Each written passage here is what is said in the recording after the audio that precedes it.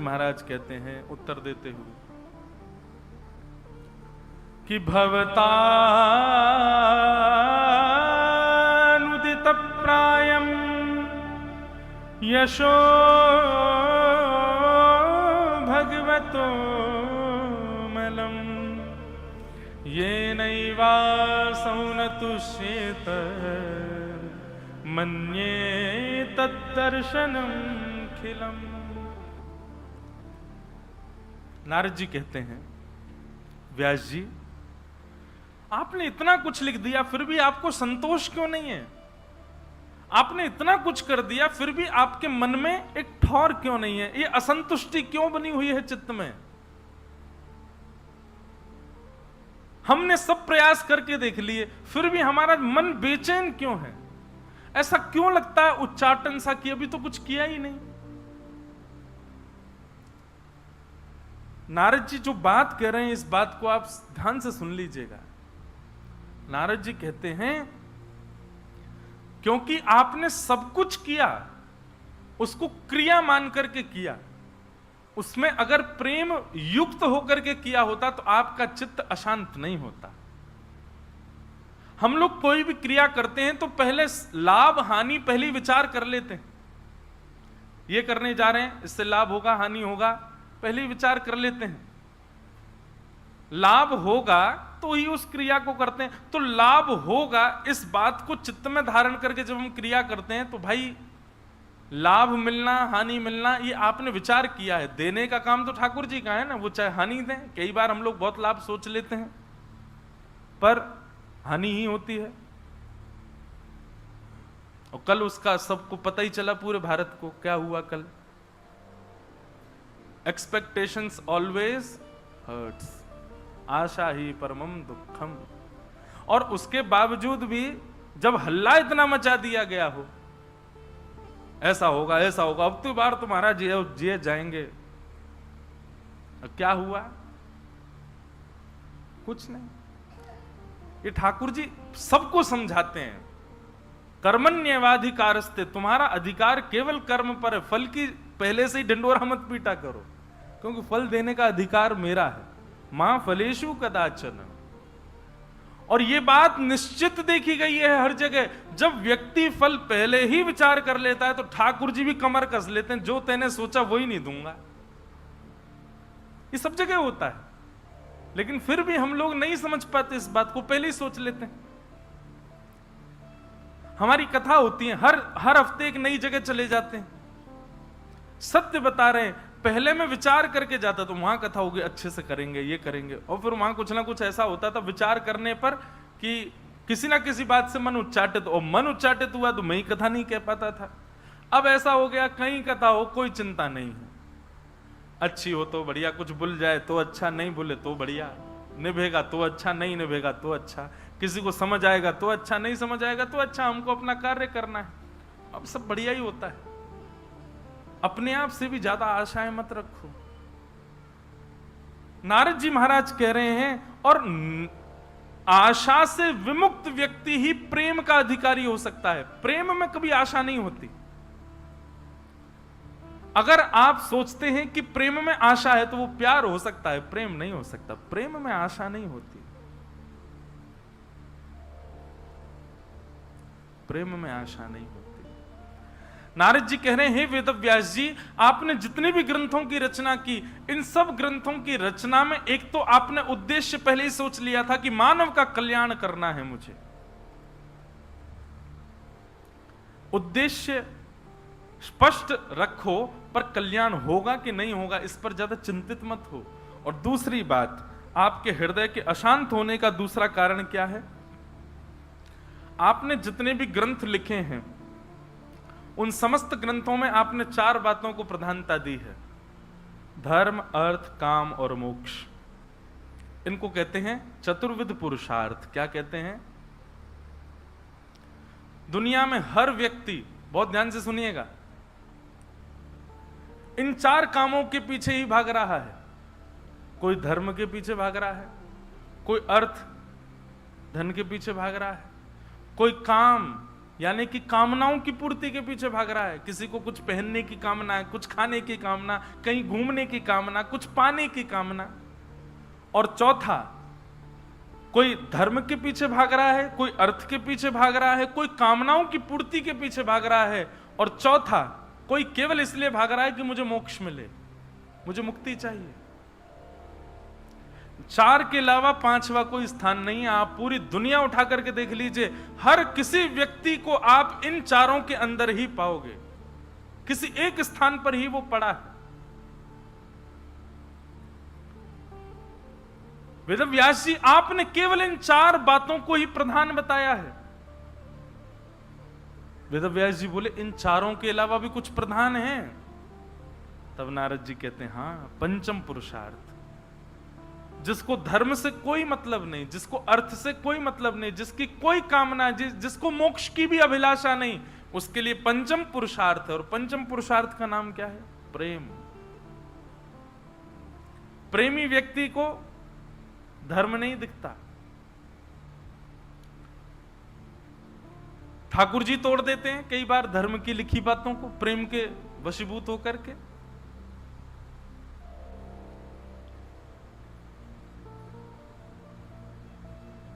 ठाकुर जी उनका भेदन कर देते हैं। तो प्रेम जब आता है तब धर्म के आज्ञा का कई बार उल्लंघन हो जाता है। प्रेमी व्यक्ति को अर्थ की चिंता नहीं होती, उसके लिए धन प्रधान नहीं होता। और क्षमा करें, प्रेम जब शब्द मैं प्रयोग करूं तो आप इसको स्त्री पुरुष और संसार से तो बिल्कुल मत जोड़ लीजिएगा, नहीं तो अनर्थ हो जाएगा। फिर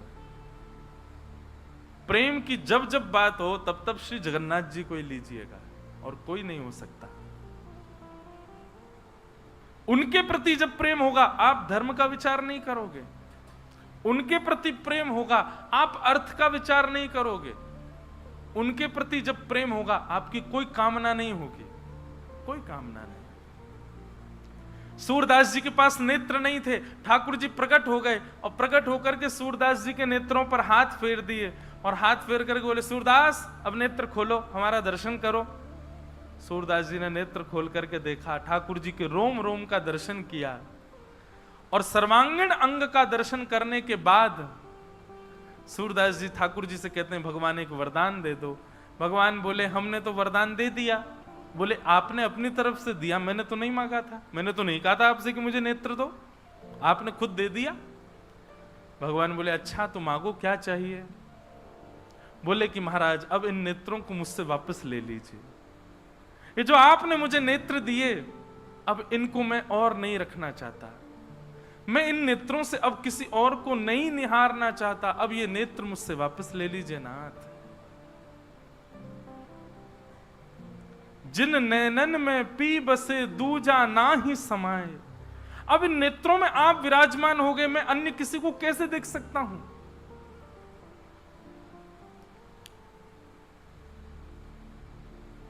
श्री हरिराय महाप्रभु जी का पद बहुत प्यारा है।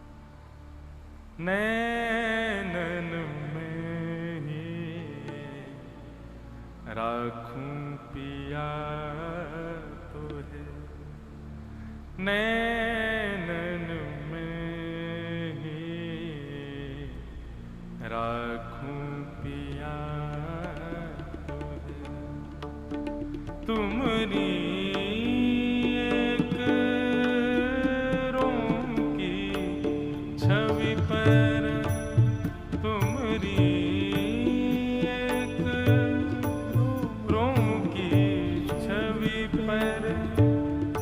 जगत वार सब लाखों, जगत वार सब लाखों, नैनन में ही राखूं पिया तुझे, नैनन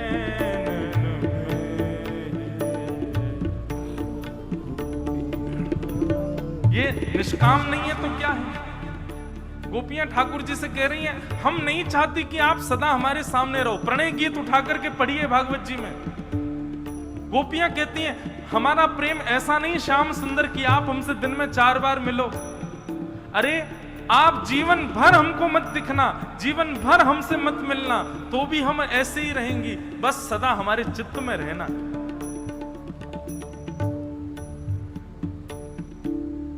हरि राय महाप्रभु जी इस पद में लिखते हैं, ठाकुर जी कितने सुंदर हैं। गोपी कह रही है, नैनन में ही राखूं पिया तो है, तुमरी एक रों की छवि पर। मतलब ठाकुर जी किसी के तो पूरे रूप पर वारी वारी जाते हैं लोग, पर आपका तो प्रत्येक रों इतना सुंदर है, कितना सुंदर कि उस रों पर सोना चांदी हीरा जवाहरात नहीं, पूरे जगत को वार दूं मैं। आपका इतना सुंदर एक रों है, पूरे रूप की तो मैं क्या कहूं।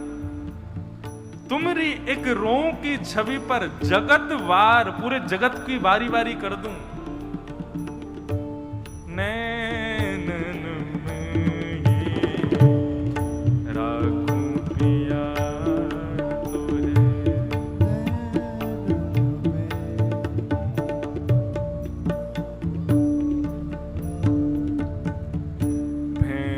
भेंटूंगी अंग सकल सांवल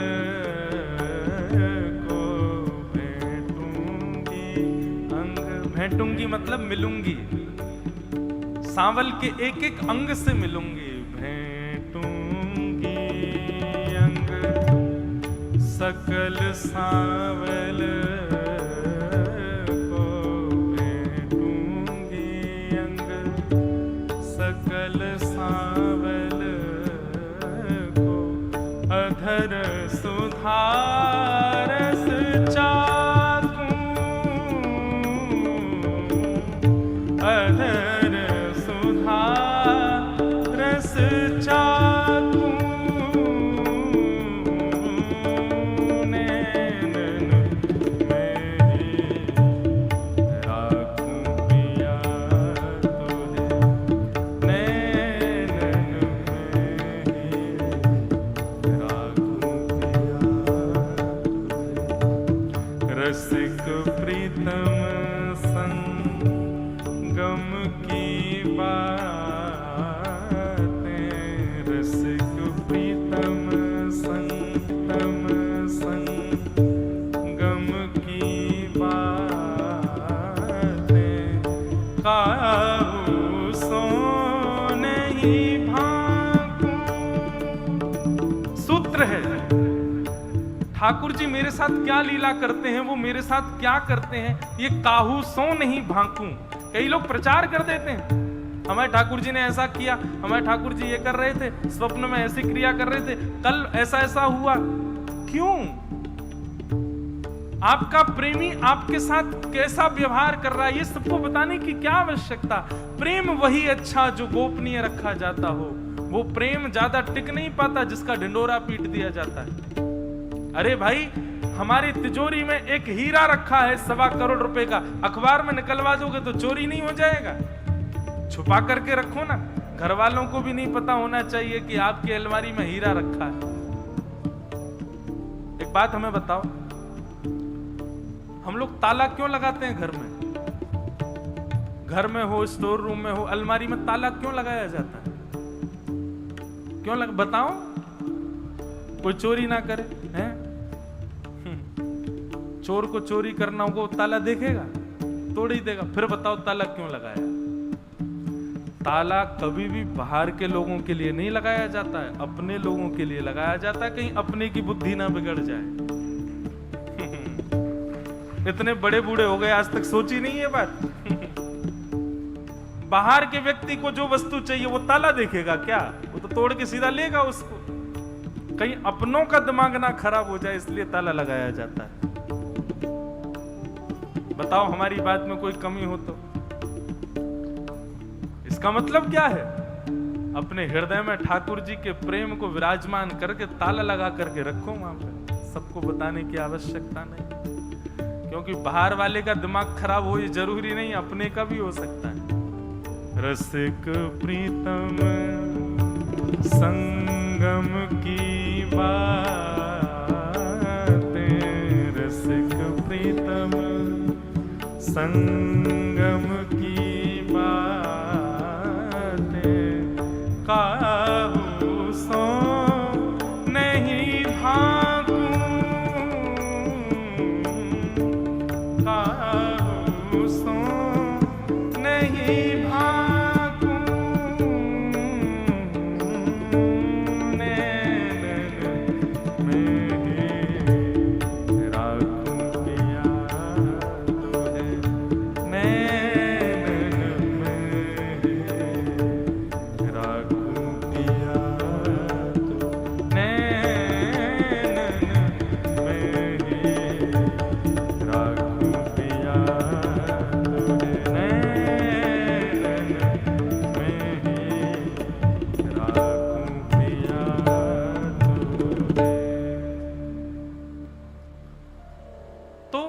प्रेमी की कोई कामना भी नहीं होती है। धर्म, अर्थ, काम और मोक्ष, मोक्ष की तो बिल्कुल ही कामना नहीं होती प्रेमी की। 4 प्रकार की मुक्ति होती है। कितनी प्रकार की? कौन कौन सी मुक्ति होती है? ध्यान से सुनो। सालोक्य मुक्ति सबसे पहली मुक्ति, सृष्टि दूसरी मुक्ति, सामीप्य तीसरी मुक्ति, सारूप्य चौथी मुक्ति और एकत्वम पांचवी मुक्ति। बहुत ध्यान से सुनिएगा सब लोग। ठाकुर जी 5 प्रकार की मुक्ति प्रदान करते हैं। सबसे पहली मुक्ति का नाम है सालोक्य मुक्ति। सालोक्य मुक्ति का मतलब क्या होता है? ठाकुर जी का लोक मिल जाएगा। आप श्री ठाकुर जी का भजन करोगे, वृंदावन बिहारी चंद का भजन करोगे, तो मैं तो ऐसा कहता हूं कि वृंदावन को भजने वाला तो वृंदावन में ही आ जाता है, वो कहीं और नहीं जाता। पर मान लीजिए कि आपके भजन से आप किसी लोक में गए, राम जी का भजन करोगे तो साकेत धाम मिलेगा, गोपाल जी का भजन करोगे तो गोलोक धाम मिलेगा, शंख चक्र गदा पद्मधारी नारायण भगवान का भजन करोगे तो वैकुंठ मिलेगा, शंकर जी का भजन करोगे तो शिवलोक मिलेगा, ब्रह्मा जी को पूजोगे तो ब्रह्मलोक मिलेगा। ऐसे ही इसको क्या कहते हैं? सालोक्य मुक्ति। कौन सी मुक्ति? भगवान का लोक मिल जाता है। मतलब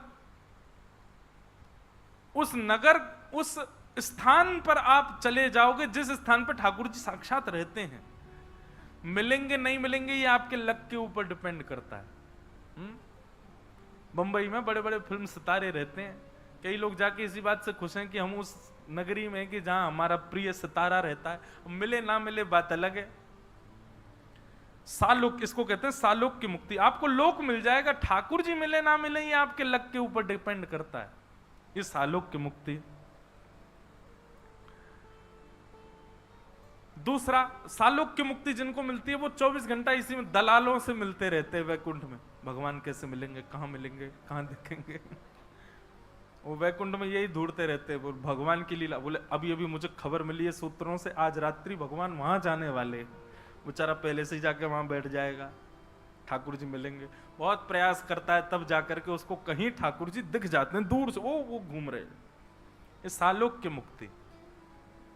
पर ये भी कोई कम है, हम उस नगर में रह रहे हैं कि जहां ठाकुर जी हैं, दिख गए। दूसरी मुक्ति का नाम है शाष्टी मुक्ति। शाष्टी मुक्ति का मतलब क्या है? वैकुंठ की प्राप्ति हो जाएगी, उस लोक की प्राप्ति हो जाएगी जिस लोक पर आप जाना चाहते हैं, और वहां उस लोक में जाकर के ठाकुर जी की कोई सेवा आपको मिल जाएगी। ठाकुर जी के वस्त्र संभालने की सेवा आपको मिल जाएगी, ठाकुर जी की भोग प्रसादी उठाने धरने की सेवा मिल जाएगी, भोग बनाने की सेवा मिल जाएगी, ठाकुर जी की पादुका तैयार करने की सेवा मिल जाएगी। सेवा करो, उसमें भी तुम्हारा लक है कि ठाकुर जी कभी मिल जाए। भोग लगा करके तैयार करके लेके जाओगे, सोई द्वार पर लक्ष्मी जी कहेंगे लाओ हमको दे दो, हम ले जाएंगे। नहीं, हमको भी जान दो भीतर तक, लगे रहो अभी सेवा में। कभी ठाकुर जी अनुग्रह करें तो दिख जाएंगे। तो ये कौन सी मुक्ति है? शाष्टी। तीसरी मुक्ति आती है सामीप्य मुक्ति। सामीप्य मुक्ति में क्या होता है? ठाकुर जी के आसपास रहने वाले परकोटे में किसी एक कोटे में आपको नौकरी मिल जाएगी, सेवा मिल जाएगी ठाकुर जी के पास रहने की। इसको बोलते हैं सामीप्य मुक्ति। इसमें ठाकुर जी दिखेंगे लेकिन फिर भी दूरी बनी रहेगी, आप स्पर्श नहीं कर सकते, पास नहीं जा सकते, थोड़ी थोड़ी दूर रहोगे। जैसे आजकल प्रधानमंत्री चले, राष्ट्रपति, उसका पूरा कॉन्वॉय चलता है, उसके साथ में पूरी Z+ सिक्योरिटी चलती है। अब जरूरी थोड़ी सभी उनसे बात करते हो, संग रहते हैं सब, बस ऐसी सामीप्य मुक्ति मिल जाएगी। शाष्टी मुक्ति, सामीप्य मुक्ति। और सामीप्य मुक्ति के बाद में फिर अगली चौथी मुक्ति का नाम है सारूप्य मुक्ति। सारूप्य मुक्ति का मतलब क्या होता है? ठाकुर जी फिर अपने और निज आपको बुला लेते हैं। ठाकुर जी के निज घर की सेवा, निज कक्ष की सेवा, ठाकुर जी के निज स्वरूप की सेवा, ये आपको मिल जाती है। आप ठाकुर जी का मुकुट ठाकुर जी को धरा सकते हैं, हाथों में कड़ूला पहना सकते हैं, पामन में पाजेब पहना लो, ठाकुर जी का श्रृंगार कर दो, ठाकुर जी को वस्त्र धारण करा दो। इस प्रकार ठाकुर जी के सारूप्य। और ये करते करते कभी कभी ठाकुर जी ही आपको अपना ही रूप प्रदान कर देंगे, उनके जैसे ही आप हो जाओगे।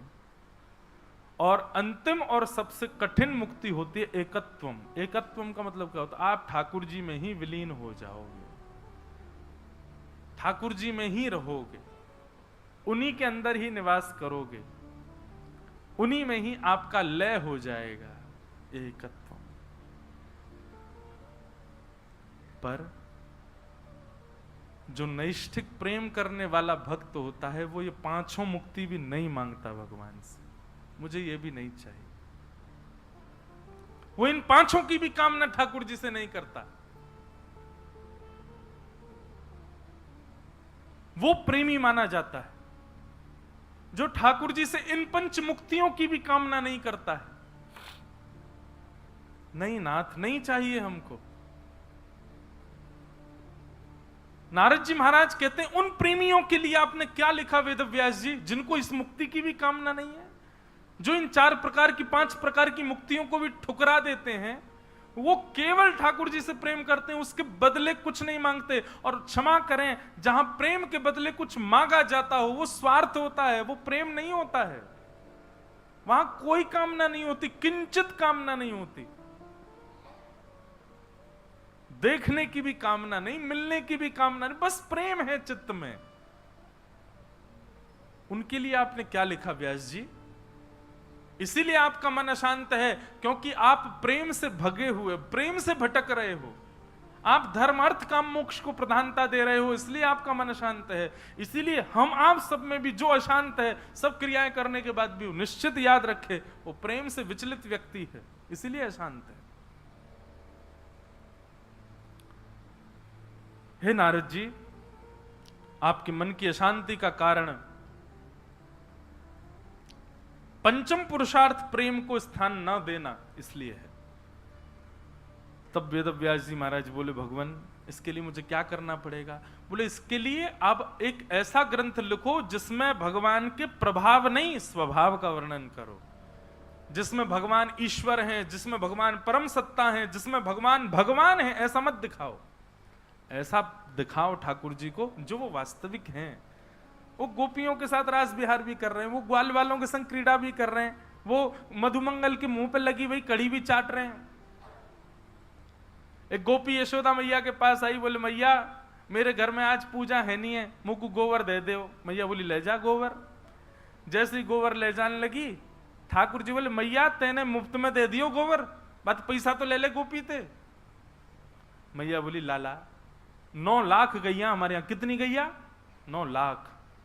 गोबर के पहाड़ हैं नंद भवन के बाहर, तू कहां करेगो या गोबर को? गोबर को कोई मोल होवे, ले जान दे।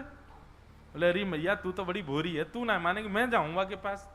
सोई गए ठाकुर जी दौड़ दो। एरी गोपी क्या कर रही है? बोले गोबर ले जा रही हूँ लाला। बोले ऐसे ना ले जान दूंगो, पहले या को दाम बता, कह देगी। गोपी बोली गोबर को कौन दाम लेवे लाला? बोले मैं लूंगो। चारों हमने खवायो, गैया हमारी, गौशाला हमारी, और गोबर ले जाएगी तू?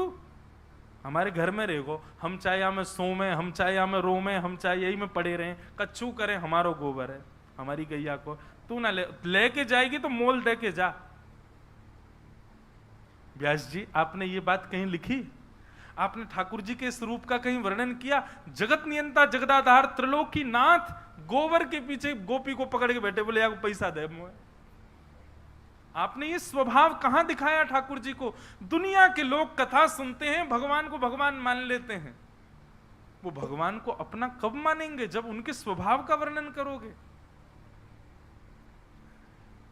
गोपी बोली लाला बता कहा दाम दूं? ठाकुर जी बोले तो एक काम कर। बोले हाँ, जितनो गोबर ले जाएगी उतनो मक्खन दे दे बदले में। गोपी बोली वाह लाला, गोबर और मक्खन को दाम एक है सके? मक्खन तो बहुत महंगो होवे। बोले तो नंद भवन की गैया है या कि गोबर वो मक्खन के समान है। जब तो लगता हो कि कहीं मक्खन की आवश्यकता, हमारे घर के गोबर ही धर दियो, मक्खन के समान काम है जाएगा। गोपी बोली अच्छा लाला ठीक है, दे दूंगी मक्खन, ले जान दे अब मोए। ठाकुर जी बोले हम पे गिनती तो आवे ना है, हम गिनती कैसे करेंगे तू कितनी गोबर ले गई। तो गोपी भी प्रेम तो करती है ठाकुर जी से। गोपी बोली अच्छा लाला एक काम करें। बोले कहा मैं जितना गोबर ले जाऊंगी, जैसे जैसे एक माँ में भर के लेके जाऊंगी परात में, तो एक परात गोबर ले जावे पे तेरे मुंह पे एक गोबर की बिंदी बनाई दूंगी, पर अंत में उन सबरी बिंदी ने गिन लेंगे, उतना मक्खन दे जाऊंगी। ठाकुर जी बोले हाँ जे बढ़िया है, ऐसे ही कर। अब तो गोपी ले जावे और परात में गोबर भरे और गोबर ऊपर धर के वहां में से एक नेक से गोबर निकाले, वहां की बिंदी बनावे और लाला के मोड़े पे लगा दे। ठाकुर जी को गिनती तो आती ही नहीं है। बोले अंत में यशोदा मैया तो गिनवा लूंगा कितनी बिंदी है, यहां बिंदी यहां बिंदी यहां बिंदी, बार बार। अब गोपी का गोबर का काम हो चुका है, लेकिन फिर भी आ रही है कि ठाकुर जी को बिंदी लगाऊंगी। सब प्रेम करते हैं ठाकुर जी से, और ठाकुर जी प्रतीक्षा कर रहे हैं, ठेकेदार की तरह खड़े हैं। हम आजा ले जा, अरे देख ज्यादा ले जा रही है, पहले तो ज्यादा है वो, कम करिए अब लेके जा। ठाकुर जी की बिंदी लगा दी। अब ठाकुर जी बिंदी में ऐसे ऐसे गिनने कितनी है गई होंगी, ओहो यहां तक भर गई है, यूं भरवा लूंगो, खूब सारो आवेगो मक्खन। गोपी प्रेम में उन्मुक्त हो गई है ठाकुर जी के। अब की बार गोपी आई, जैसे ही गोबर उठाया, ठाकुर जी मुंह करें हाँ बिंदी यहां लगा दे बिंदी। जैसे ही गोपी बिंदी लगाने लगी, सो गोपी ने कहा कि वह ने देखी ठाकुर जी कितने संभाल के अपनी बिंदी ने रख रहे हैं, कहीं एक को गिर नहीं जाए। सो गोपी ने कहा कि अपनी परात टेढ़ी कर दी, पूरा गोबर ही मुंह पे डाल दियो ठाकुर जी के। सबरी बिंदी चली गई ठाकुर जी की। अब तो ठाकुर जी रोने लगे, रोते रोते यशोदा मैया के पास गए, चीखन लगे, चिल्लाने लगे, बोले मैया तेरी ब्रज की गोपी बड़ी दुष्ट है। मैया बोली कहा है गो? बोले मैया पहले तू मेरा मुंह साफ कर, पूरे मुंह पे गोबर डाल दियो मेरे। मैया लगी मुंह, ठाकुर जी आराम से साफ कर, बिंदी नहीं चली जाए। अरे गिनती करनी हो तो मक्खन लेके आनो गोपी के यहाँ थे। वेद व्यास जी के नेत्र सजल हो गए। नारद जी बोले ये परम ब्रह्म है, ये जगत नियंता जगदाधार हैं, जिनकी भौहें टेढ़ी होने पर प्रलय हो जाता है, जिनके मुस्कुराने पर सृष्टि बन जाती है, ये उनकी लीला है। कहां लिखी आपने? आपने तो सब जगह केवल ये दिखा दिया कि वो परम ब्रह्म है, वो परमात्मा है, वो भगवान है। उनसे भय खाओ, उनसे डरो, उनसे दूर रहो। ओहो सुबह दिया नहीं जलाया, ठाकुर जी तो नाराज हो जाएंगे। आपने भोग नहीं लगाया, ठाकुर जी तो ये सब आपने लिख दिया। ये बात भी गलत नहीं है आपकी। जो पुण्य के अधिकारी हैं, जो भगवान को भगवान मानते हैं, उनके लिए रहने दो, पर जो प्रेम करना चाहते हैं ठाकुर जी से, उनके लिए आपने उनका प्रेम स्वरूप कहां दिखाया? इसलिए व्यास जी प्रेम का वर्णन करो।